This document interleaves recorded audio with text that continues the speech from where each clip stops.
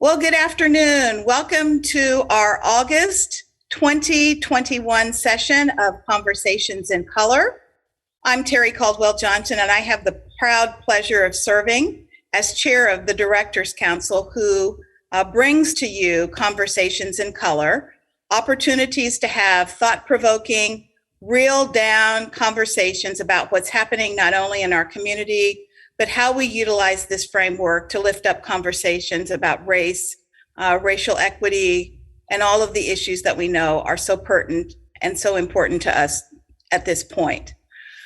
Today, we are super proud and excited to have with us Kuma Roberts, who is with Arrowhead Consulting out of Tulsa, Oklahoma. Kuma is the consultant who will be leading the work of the DSM for Equity Collective. This is a new initiative that was launched by the Greater Des Moines Partnership in conjunction with Capital Crossroads.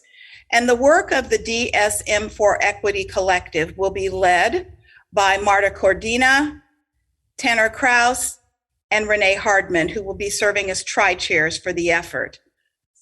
The tri-chairs, along with the leadership of Capital Crossroads, identified Arrowhead Consulting as our preferred consultant to really help lead this work. And today, we are so excited to have their senior consultant, Kuma Roberts, with us to share just a little bit more about herself personally, to talk a little bit about Arrowhead Consulting, but more importantly, to really help us understand what's ahead for us as a community and how we are going to center our work around equity over the course of the next year. So Kuma, welcome to Conversations in Color.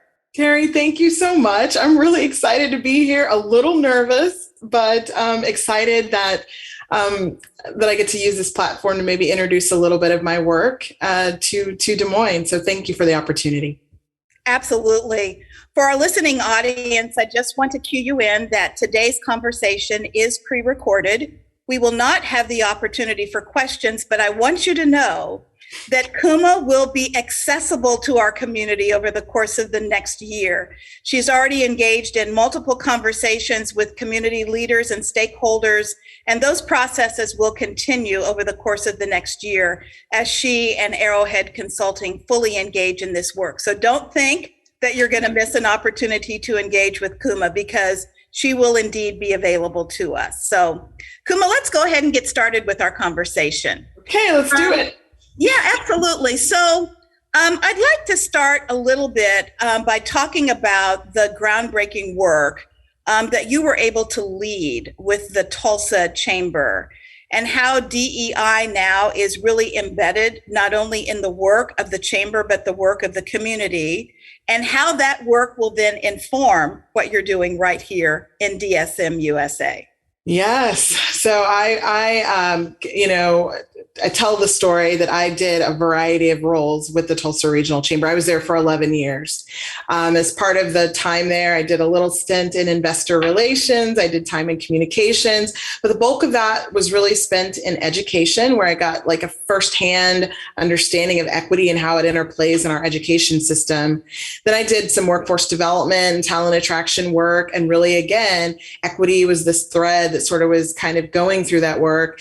And ultimately, one day I woke up and was told that my job now was full-time diversity, equity, and inclusion. And so, I was frustrated. I felt, of course, make that the hardest job, the Black woman's job. How is that going to be measured? How are we going to do this work?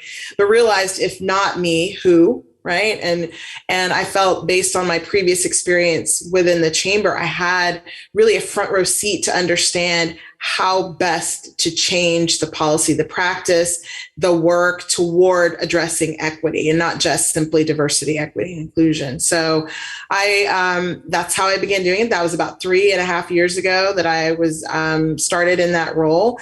And our chamber had been really focused on diversity since 2011. We'd had an external council called Mosaic. It's very well known, led by a friend and colleague of mine, Denise Reed, for a long time. And so that part I got, that it was kind of this like programmatic learning, knowledge-based thing, but it was really like, okay, that's wonderful, but there has to be more to it. And so that's when I really started digging in on equity. And so that's kind of been my background. You mentioned something that I think is super important in the context of not only this discussion, but how people of color are challenged to really begin to not only lift up the importance of understanding these issues, but also creating those pathways towards solution. And your comment about if not me, who, and if not now, when, right, I think is so critically important. But I'd like for you to talk just a little bit about the notion of your own personal experience. So, when we're Black in this country, we don't have the luxury of pretending that our history doesn't exist. Right. Are there memories of your own experience that weigh on you and things that you reflect on that really help to lift up not only your challenge, but your experience and how that informs your work now moving forward? Yeah, I think, the biggest piece to that for me, like, as I think about a memory, right, was that I came from a fairly poor, maybe not, maybe it was middle class and I didn't realize it, but my father was an African immigrant. My mother was a nurse. I was able to go to the University of Tulsa, a private college. I did that for several years, ended up having to drop out because my father passed away and my mother could no longer afford the sort of exorbitant tuition it was taking. I didn't have a scholarship to go. And so I think as I think about memories that weigh on me, something not finishing my college education is something that weighs on me. And I think of all people, despite not having finished my college education, it hasn't hindered me in a way that I know that it hinders Black and brown people across communities across the nation.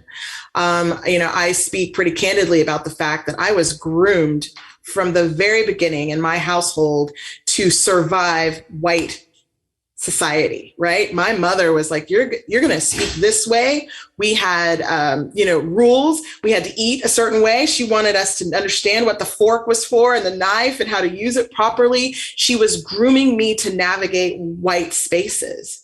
And I think at the time that was confusing and challenging. I was an Oreo, someone who was not Black enough to really be in the hood, despite living there, to be connected to my people in that way. And then certainly not white enough to fully really immerse myself from poverty and all of that. And so I've lived in limbo for a lot. And so those are the things that come to mind about that weigh on me about the intersection of just, race in particular and what it means and how to navigate and what parents have to do and the talk and all the things we've had to do.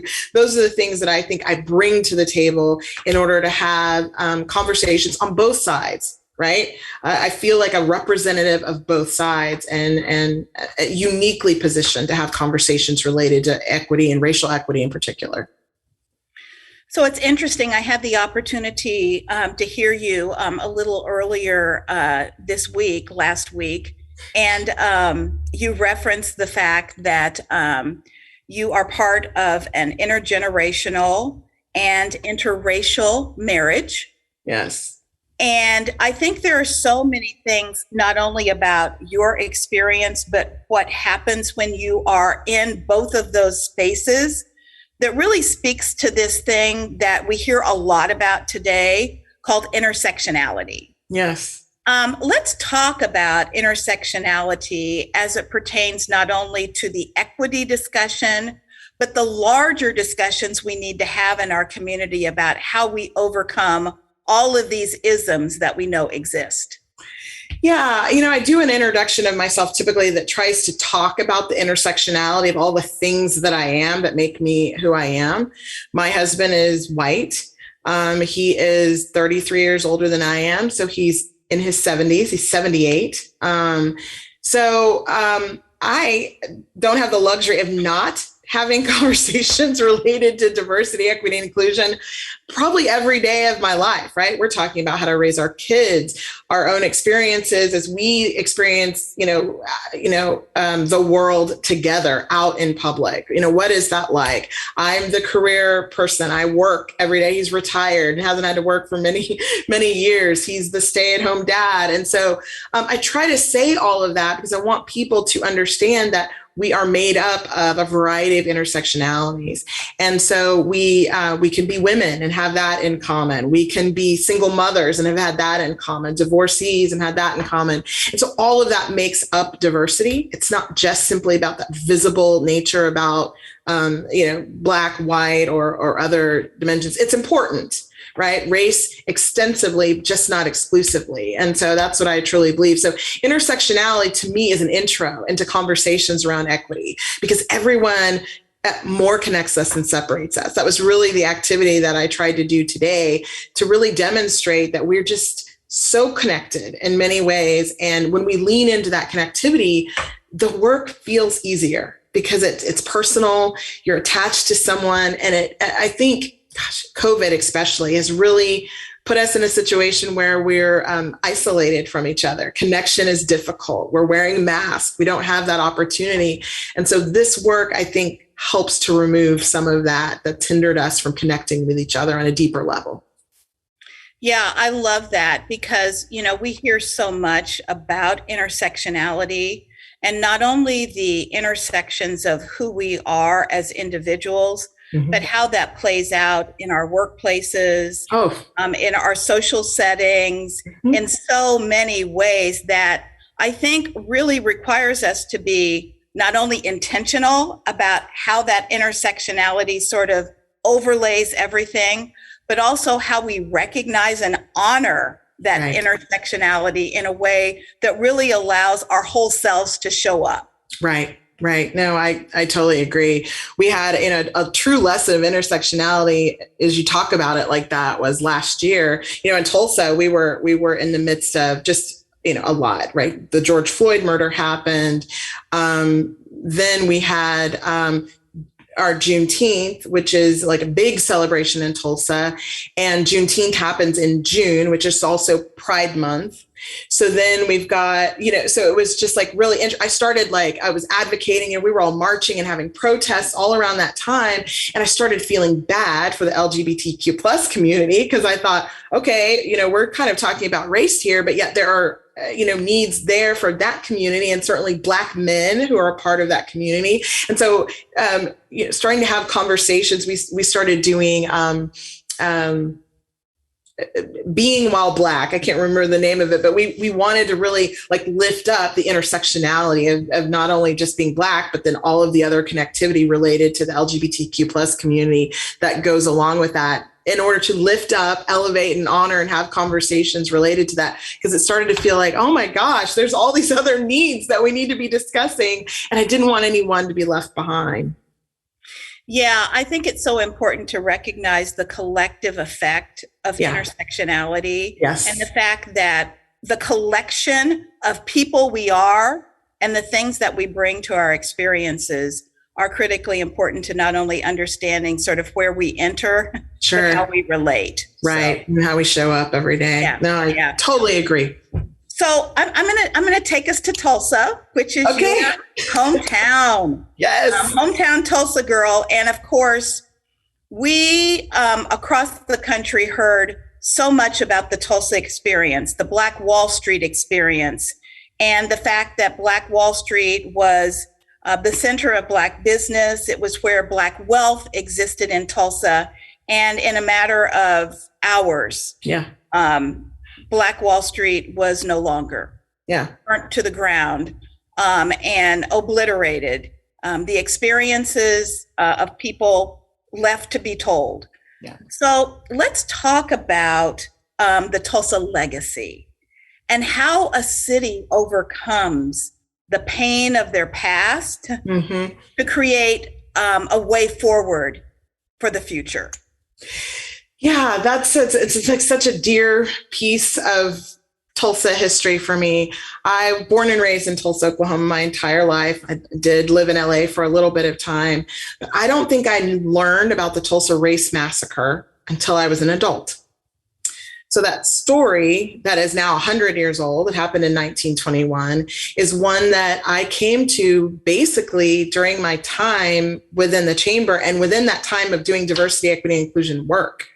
So you talk about a legacy, right? I think we tell the story of the massacre and the burning of the 30 square blocks of attorneys and lawyers and surgeons and business owners that were just devastated in 1921 over the course of 24 hours. The real story is that it was rebuilt just 4 years later.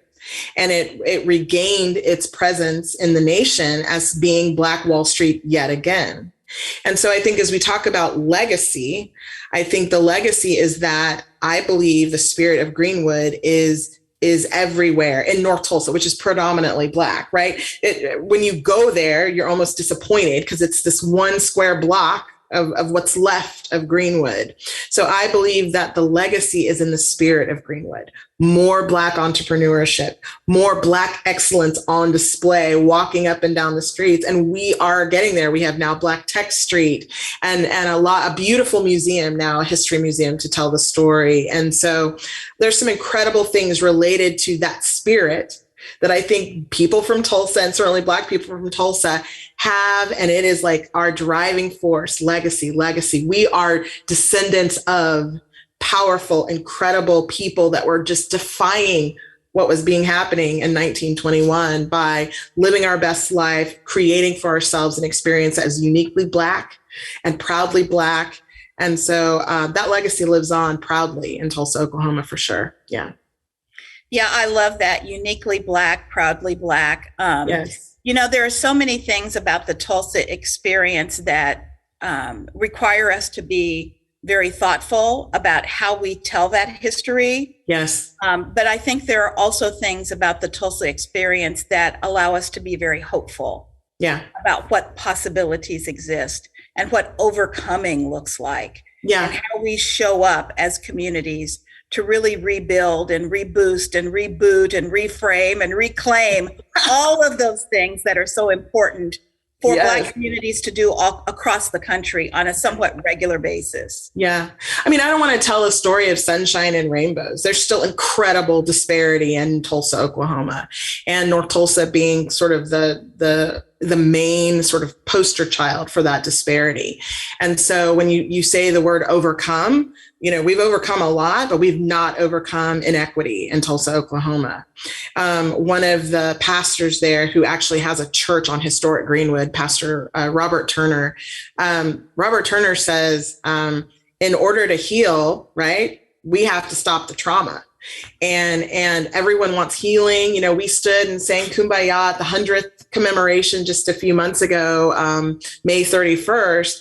But the trauma is still happening. You can live 10 years longer just across the railroad tracks between North Tulsa and South Tulsa if you're white and living on South Tulsa, right? And so why is that? Why is our education system, every school has a rating that is A, B, C, or D, or F, and we have the most F-rated public schools within the North Tulsa community serving Black and brown children? So I want to be fair in saying that, yes, we've overcome, but Tulsa is still grappling with having hard conversations, Terry, and they still flinch. That was something that I always advised our chamber was you can't flinch on this work. I mean, you have to like lean in, and you can't flinch, because the minute you do, people are checking for your willingness, your commitment, and the community, the skeptical community that is programs rich and systems poor, is watching every move you make. And when you flinch, they know it's not real. They know it's not authentic. And so when you talk about leading the work, it was like telling them to do that it was like that white leadership, our board members, to really lean in and not to flinch at it. It's hard history, but you got to look it square in the face. Yeah. I love that notion about not flinching. Yeah. Because as soon as you do, there's a chink in your armor, Yep. right? Yep. Yeah. So let's quickly segue to the DSM for Equity Collective and the work that you are tasked with leading here in Des Moines, along with our incredible tri-chairs, Tanner Kraus, Marta Cordina, and Renee Hardman, who are rock stars in their own right, but bring so much passion and commitment to this work, along with the individuals who are members of the collective. I'm super pumped and super excited about what's ahead of us. But let's talk about it. Let's just get down and dirty on what this DSM for Equity Collective is going to do. So, we talked about building this cross-sector platform. Yeah. For how, as a community, we show up in the equity space. And as you well know, equity can be framed in the broadest terms, which means that you're trying to be all things to all people. Yep. Or equity can be framed through the lens of race, which is where the Des Moines work will start. So let's talk about centering this work around race and how we create the invitation to our community to join us in this work. Yeah. So I think part of that is again, we talk about intersectionality, more connects us and separates us.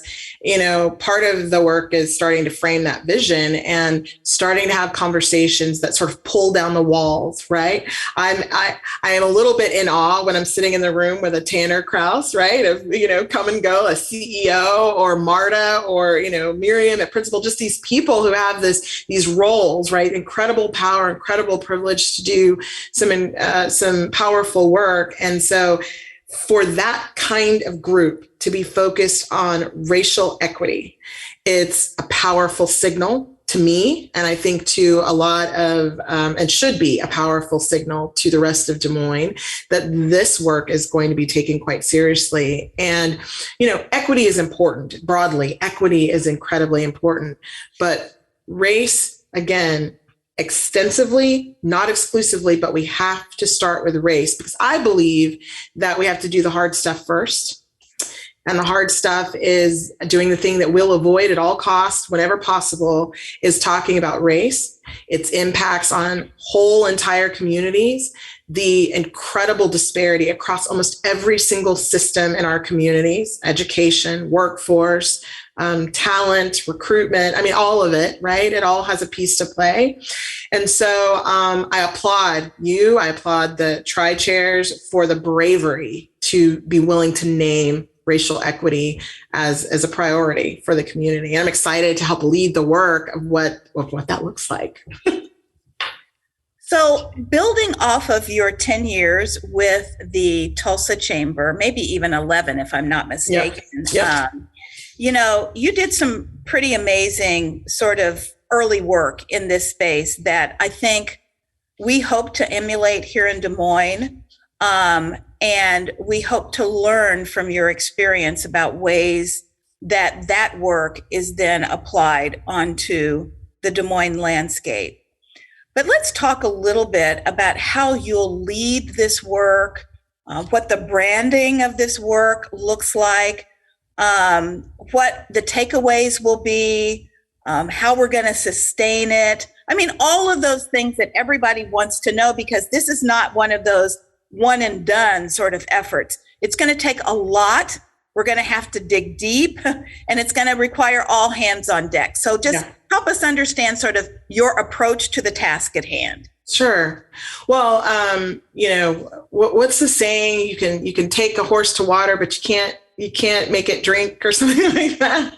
I'm trying to lead the horses to the water, right? And I believe, and we talked about, even shared language is important. What does equity really mean? When I say equity, it should match what your definition of it is, and what the definition of everyone working on the collective and across Des Moines believe it is. And I believe it is an outcome. Equity is an outcome, and ultimately it's an outcome that people can feel in their lives. And so when we've achieved that, Des Moines will hear that people feel that equity, that increased equity in their lives. So as it comes to a brand, the branding of the work, Des Moines for Equity Collective has had the name well before I came aboard in terms of a consultant. So the brand is up to you all. The brand is what you all make it. You'll be talking about it. You'll be addressing your policies and practices, not only just internally and how you operate with each other and what working agreements you agree and the honesty by which you'll deal with each other, right? But that will bleed out into the rest of the community when you all are demonstrating what true equity and collective impact looks like when you're working together. My real task is to create a tool for which you all will measure that difference people can feel in their lives. And to me, that will probably have some elements of economic wealth or wealth generation. That'll talk about education. It'll have a piece of like what that looks like to partner with a school district and create an internship program specifically for African Americans, given that you have a huge financial sector here. And how can more African Americans take on and join that sector in order to make a living wage, right? And be seen in some of these beautiful buildings that you have downtown. I mean, so that's a piece of it. There's a piece in leadership, who is in leadership and sitting in positions of authority across the city. And then equity calls us to consistently and constantly redistribute power. How do we make sure that more power is redistributed in a way that, again, people can feel it in their lives? That's different. That feels different. Oh, that person that looks like me is sitting in that decision-making spot. Wow, that's powerful. That means they're looking out for me. How do we do more of that so the community gets the sense that they're feeling equity take place in their life? Yeah, I love that. I'm gonna follow along that theme a little bit, Kuma. So I heard you in a presentation talk about equity not being political, right? Equity not being about an agenda, but right. Really equity being aspirational, yep. And operational. And when done right, it's yes. Something that you feel. Right. So give me a sense of how I know, or how I will know, that we have achieved what we've set out to do with this DSM for Equity Collective. What am I going to see that's different? Yeah. How's that going to show up? How am I going to measure that? That's a really great question. So for Tulsa, we have what we call the Tulsa Equality Indicators, which might have been one of the things you all even looked at when you were thinking about what that could look like. Now, I had a very small part of it, but was active in the creation of some of those metrics and partnering certainly at the chamber with the work of the city to do that. But it has economic justice, housing, criminal justice, all of these different elements by which the city does like a 0 to 100 scale. And we said, okay, here's where we are as a city. We're at 33 roughly, or 40, given the different areas. And we know that we've achieved increased equity when we are seeing those numbers track upward. Very similarly, I think there's some sort of dashboard or tool or something that I can help you all create that, given Des Moines' demographic positioning, all of the data that we'll need in order to do this, that will be able to tell you all what those metrics are and then exactly how to track that over time so that people begin to feel that equity in their lives. So it's really the tool that I've been tasked to give you all and present to you all a way to measure that equity. So I haven't created it yet. So I really just feel like I want it to be unique to Des Moines. Every city is different. I can say there's like a lot of similar stories I hear here that I hear in Tulsa. So there's that commonality, but I do believe that it's going to be unique. You have partners here that I'm not as familiar with, and how you all work together. You have an equity collective, for God's sake, and a Capital Crossroads. And so I really feel like all the pieces are here, and what that looks like is largely, yes, I'm gonna lead you there, but I think what it looks like is what you all want to change in society, in your community. The One Economy report is something that comes to mind. It's an incredible document of data, and it tells you the story of being Black in Des Moines, right? And so to me, success, when you've addressed equity and it's worked well, is that some of that disparity is gone. It's eliminated. It's gotten better. To me, that would say Black people feel like equity has enhanced and made a difference in their life, and they should be able to experience that and feel that and talk about it. They'll be talking about it. I have more job. We're working more. I'm making more. I see myself in a position. There's a path for me. Systems are being made clear. I know how to navigate. Those are the kinds of conversations and using the equity lens that'll help move this project forward. So I read in your bio that you talk a lot about changing policy and practices versus changing hearts and minds. So, that seems to be grounded in simplicity and practicality, but at its core, changing policy, practice, hearts and minds can also be really daunting. Yes, yeah. So let's talk about drawing the distinction when we talk about systems and policies, hearts and minds, and how all of that comes together to create this magic that we're hoping to create as this work ensues. Yeah, what's a little bit maybe, I don't want to say controversial about me is that I would say that diversity, equity, inclusion is not just the right thing to do, right? Everyone, it's the right thing to do. We do this work, it's the right thing to do. I employ the business case for diversity, equity, inclusion in this work. And when I say the business case, I'm not afraid to say that it's not only the right thing to do, it's the smart thing to do, it's the profitable thing to do. And I think that makes some people feel some kind of way. But again, I'm not trying to change someone's hearts and mind about how they feel about diversity, equity, inclusion.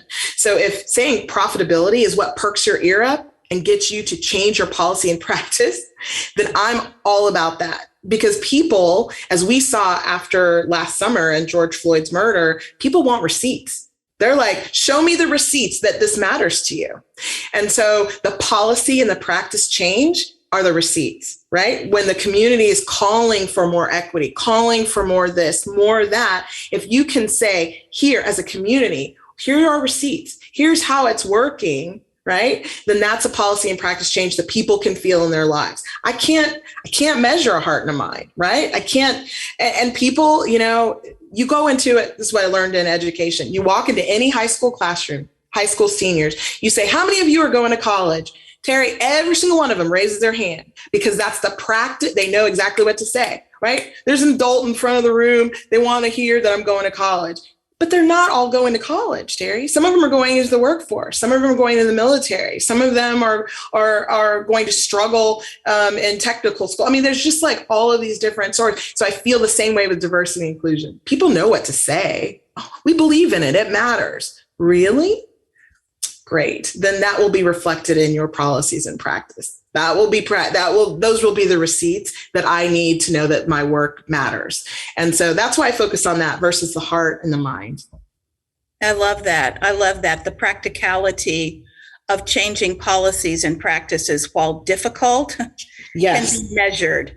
Changing hearts and minds is just one of those things. Right. And there's nothing, who can argue that when you employ the tactics related to diversity, equity, inclusion, and certainly equity, that you're not retaining more of your workforce? People feel more included. When they feel more included, and they're showing up as themselves authentically each and every day. They're doing the work. They're more creative. Your teams are vibing better. You're getting different perspectives. There's just like only benefit as a result of that. And so, yes, it's hard, but I believe it's worth it. And you just can't tell me wrong. I believe it's worth it. I love it. So Kuma, I know that over the course of the last several days, you've had the opportunity to meet with folks throughout the community, and you've had conversations not only about the DSM for Equity Collective, but where Arrowhead will lead this work, how the work will be led. But also, I think you're using this as an opportunity to maybe test the pulse of the community and get much needed feedback and input as you start this journey. So any insights or things that you've heard that either were surprising, not surprising, an aha moment, or something new that you hadn't anticipated? Yeah, no, not surprising, mostly. A lot of the things I kind of anticipated. I know how systems work and status quo works and how people are just kind of like grinding out, trying to meet their own metrics. And it's hard to stop the hamster wheel and infuse this thing called equity and like figure out what that means. So I heard a lot of just systems sort of operating siloed, status quo, a lot of those conversations. I think if there's tea, if you will, I think there's a lot of incredible things in place in Des Moines. I really see a lot of great pieces in place, but there doesn't seem to be this like united shared vision for moving the needle around racial equity. I think you can get your arms around equity as a whole. That feels really nice. It feels safe, but I think people are really afraid of naming racial equity. And along with that naming comes the politicization of it. It's an agenda that we're pushing by talking about it. And what that does for marginalized communities is it feels whitewashed. It feels diluted somehow to sort of pull back on conversations because people are uncomfortable in having them. And so I think none of that surprises me, but I feel like that's kind of a lot of the heart of what's happening within the city of Des Moines, and certainly an area that we'll have to address. I will say that, I'm a chamber person. I came here, with that sort of chamber backing. I've met with only one CEO, and I presented to the CEO roundtable. So my question is, well, was it just an inconvenient time for community leaders or business leaders, or although they've signed the pledge and that's wonderful, how many made time to have the conversation with me? So I'm hoping in future weeks, there's more of that conversation, because I do believe the work of the business community, it has to be helping in this, right? And all of you on the collective and the capitals are sort of represent that, but we will need more from the business leaders to get this work done. Yeah, I think there's a clarion call to action right there. Yeah. In your comment. And yes. For those of you who are in our listening audience today, it's time for you to show up. Right. And it's time for you to step up and not only put your name on that piece of paper, but it's time for you to walk the walk. So yeah, thank you for that. Thank you for that. I think it's okay for us to call ourselves out every now and again, because that's how we're gonna get the work done. Right. It's funny because I'm going to go back to 2017 when we rolled out the state of Black Polk County, the first one economy report. And we talked about Des Moines and it being the tale of two cities. Yeah. And you know what? I am one of the biggest cheerleaders for Des Moines, have been here for 30 plus years. It's been great to me, my family. But I also know that being a cheerleader for our community also requires us to really also sort of put the microscope on what it is we really need to be focused on. And when we think about the extreme disproportionality that exists, especially for individuals of African descent, and with the work that is emerging with the Latinx population, right, that will also begin to lift up likely many of the same challenges and disproportionate impacts across Brown individuals. It's really going to be time for us to have all hands on deck. Yeah. You can't escape the reality of what's happening in your own community. And it doesn't mean you're bad.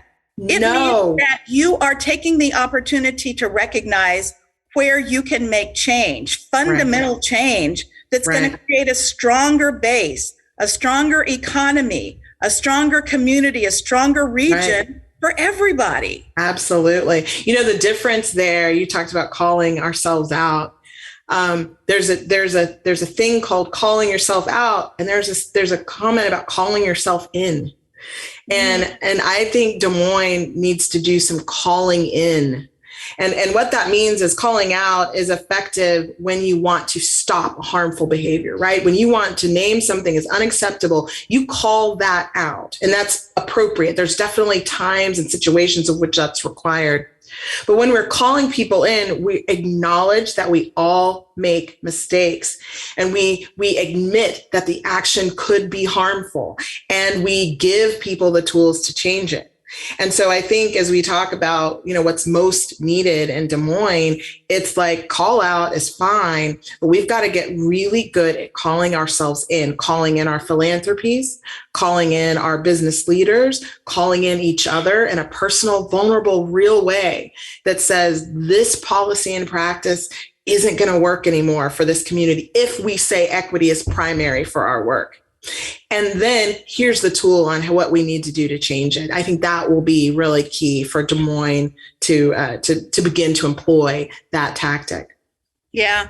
So this past Sunday at my church, my pastor talked about how we equip ourselves with the full armor needed to meet the challenges and tests ahead. Yeah. And he talked about a young boy who was about to jump into the deep end of the swimming pool. And he was a decent swimmer, but his comfort zone was really in the shallow end, not the deep end. And so he gets to the deep end, and he's poised and prepared to jump in. And his prayer was, Lord, give me skills or give me gills. So in other words, the little boy was saying, give me what I need to overcome this situation, right, or what I need to endure it. Right. And I think when we start thinking about the work of equity, we're about to move into the deep end of the swimming pool here in Des Moines, right? Yeah. And we can either sink or swim. Right. And when I think about the skills that are needed to help our community acquire what they need, I think that there are a lot of things that you likely are going to help us explore. Yeah. That will either equip us with the skills or the tools or whatever we need to be safe in the deep end of the swimming pool, which is this whole notion around racial equity. Right. So calling it out, I think, is what we need to do. Sure. But we also need to know that we're going to be equipped at some point to figure it out. We're not going into the deep end of the swimming pool by ourselves. Right. We're going to give ourselves what we need to sort of navigate. Right. So let's talk about what it is that we need to build up in our arsenal or in our toolkit or in our skill set to be able to sort of take this work on in earnest. Yeah. I wish I had like this real like list of all the things. I really thought about this question. Vulnerability is key. And I say vulnerability because you have to have the straight white male leading this work in a big way. It doesn't happen as effectively without them. You have to do it vulnerably. They have to feel comfortable enough to say, I don't know, versus charging ahead in this like self-assured way. And then they have to be heard when they say, I don't know, and met with grace, met with patience, in order to pull them along. And I think that vulnerability is what is primary. There's almost a dissection of, you've got to kind of get back down to the base level in order to build it back up. And it takes trust. It takes a lot of relationships, and COVID hasn't helped. I just think we're distanced and isolated from each other. But vulnerability is one of the skills, if you don't get the gills, that I think the community is going to have to demonstrate actively and publicly, right? I give you an example. Our chamber existed in 1921. Our chamber had leadership in 1921 that burned down Greenwood, that were a part of the KKK, that were a part of all of the things that destroyed a community and decimated it, honestly, for the 100 years, to come. And so when our CEO at the time had a press conference and apologized and acknowledged that and said, I wasn't there, but I take responsibility because it was an organization that bears the name of which I lead today. And I see the impact on that community today. And I'm working again. That is powerful. That's vulnerability that I think people are calling for. It's not necessarily the answer that they need. They realize the answer is hard and complicated, but it's the vulnerability to at least acknowledge that it's hard, right? The disparity is hard, and I'm willing to do something about it. I see it. Oftentimes, we're too caught up in being our CEO or our business leader or our person in society and out on the board and all of this to at least acknowledge that the experience is very different for other people. And sometimes just acknowledging it can be, it's like a deep breath, and people go, okay. They at least acknowledge it, and perhaps they're more willing to work together to address it versus it all sort of falling on the shoulders of one or a very small few. Yeah. So I don't know if that's the right answer, but vulnerability, I think, is going to be key. Yeah. Well, we all know that this work is not going to be easy. It's going to challenge every fiber of our being. To not only lean in, right, but to lean in a way that allows our vulnerability to take the day, if you will, in a way that helps us recognize and acknowledge. Yes, absolutely. Yeah. And that's going to be a lot of that, just acknowledging that people's experiences are so vastly different, and that you can have it good in Des Moines and live a good life, but you also have to recognize that there's a lot of people that don't have that same experience. And the hope is that everyone can feel what that's like at the end of this. Everyone can feel like they have a chance at good. They have a choice, right? Not the chance, they have the choice. And the choice is always going to be bettering their family. And a lot of times people don't have that choice even. So we've got to make the choice available to them. Yeah, that goes to the core of equity. Yep. That's it. It's that simple, Terry. It's just a matter of that. Absolutely. So we've got just about 10 minutes left, and I have just a few more questions that I'd like to get through. Sure. Because I think that sometimes people wonder how they can show up in these spaces either as an ally or an advocate, a supporter, whatever it may be. Let's talk about ways that people show up in these spaces that allow them to utilize whatever their skills are to advance the cause. Yeah. We talk a lot about allyship. What's a good ally? What does it look like? How do you do it? Allyship is one of those things I really, it's like a complicated, it's complicated in my mind. And I know enough. My understanding of allyship is this: an ally is not a name you give yourself. An ally is something that you are named as a result of the marginalized community that you serve in order to see a difference in their life. So I think a lot of people say, oh, I'm an ally. I'm an ally. I'm an ally. And it's like, no, honey, you know, who gave you that name? Right. And so I think, and I think in saying that, well, you're not an ally yet, because an ally looks like someone who is truly, it's the hard work of putting yourself in the shoe of the marginalized community, right? And fighting at your own peril, your own loss, speaking out, right there. That's an ally. That's truly like sacrificing something in order to see the betterment for a community that they are not a part of. That to me is allyship. And so people got to stop being defensive about allyship, right? If you're not practicing at that level, you're not an ally. You're a supporter, and that's great. And to support, you need to always be open and be a learner. Like, read a book, understand the history of policing on the African American community. Understand,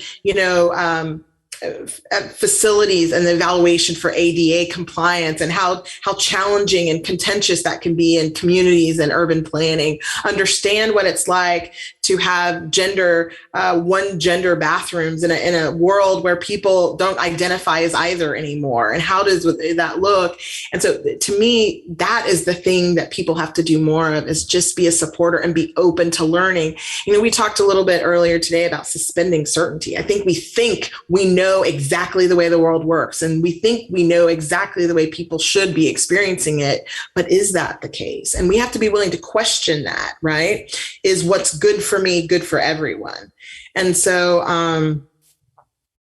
that's a little bit about that in my mind. So no more self-proclaimed allies. And I don't say that to make people say, oh God, well, I'm not even going to try anymore. Like, I don't even want to be that. I just truly believe that if you want to wear the badge, it requires loss of something. Right. Yeah. And a lot of people aren't willing to do that. And that's his loss of, I think about my husband, who has literally lost relationship with his own children to be in a relationship with a Black woman. Right. That's like that's loss. And he would never say, oh, I'm an ally, but I know what you've lost in order to stand next to me, to honor our family, to raise my Black daughter from another marriage. I know the loss associated with that. And a lot of people aren't willing to think about it that way. But we are, as minorities, we're willing to lose our jobs to stand up for what's right. We're willing to, be in that situation. I think more people of dominant group need to be able to experience loss as a result of this work. They will experience loss. Yeah, Kuma, I just think it is so refreshing that we not only have the benefit of your professional expertise in this space, but we also have the benefit of your personal experience in this space.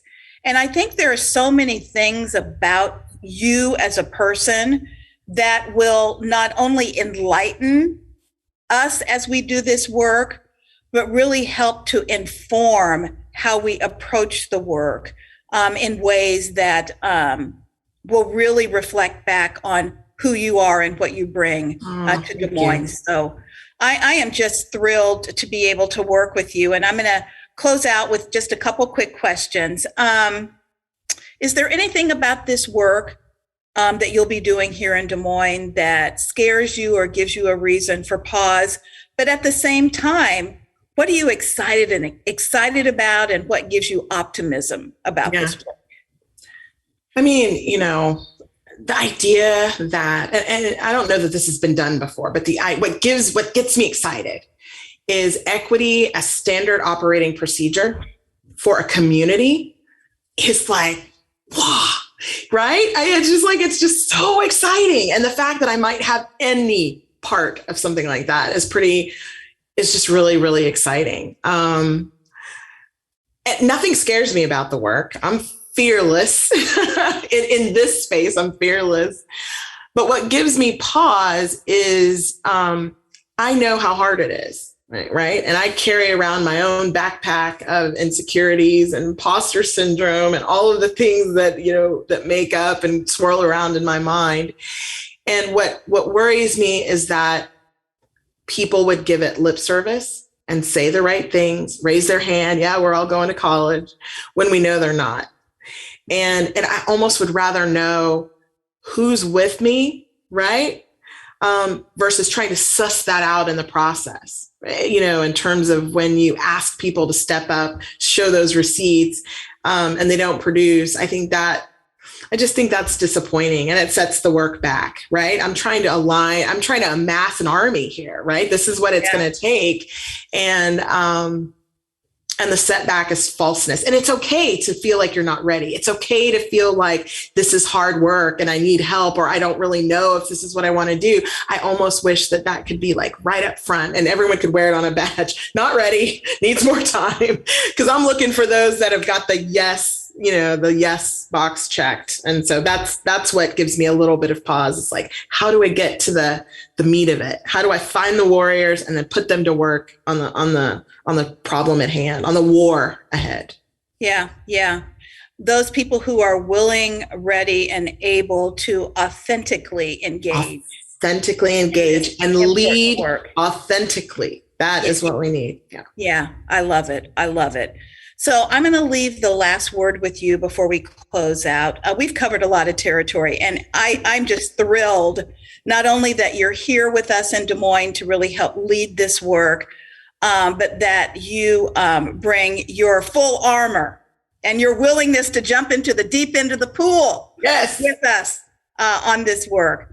So Kuma, any final thoughts for our community, our listeners, as we close out this afternoon?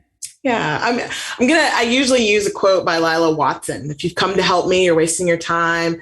But if you've come because your liberation is bound up in mine, then let us work together. But I'm going to not give you that one.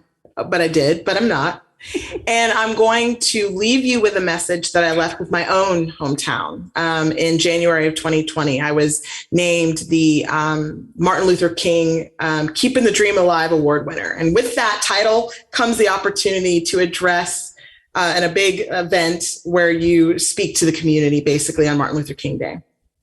And the speech, the quote was Martin Luther King says, "I have a dream." Right? I have a dream that one day, little black children, little black girl, he does this whole thing. And it's just this cadence that he has where he had this dream. And I will say to you what I said to Tulsa, I'm done dreaming. We've been dreaming for 50 years. We've been dreaming forever now. I'm really ready to wake up. And I challenge Des Moines to wake up with me. Let's stop talking about this dream that this man had, and we can all quote him and we all feel confident and good when we say it. It's wonderful, but gosh, the dream is now a nightmare. And I'm so ready to wake up and actually begin the work. And so join me. Let's wake up together. Oh, Kuma, I love that. I'm ready to wake up with you.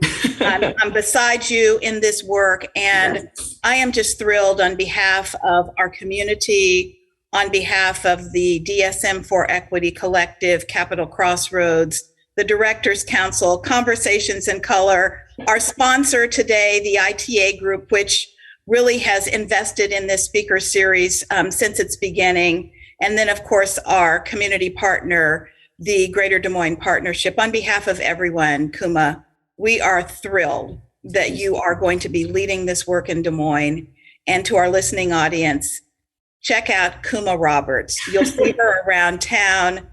Join her, join us. We've got a lot of work to do, and we're tired of dreaming. Let's wake up and get it done. Let's wake up and get it done. So thanks, everybody. So good to see everyone this afternoon. Kuma, it's a pleasure. To our listening audience, we'll see you again in, let's see, this is October for our next Conversation in Color. Take care, everyone. Bye-bye.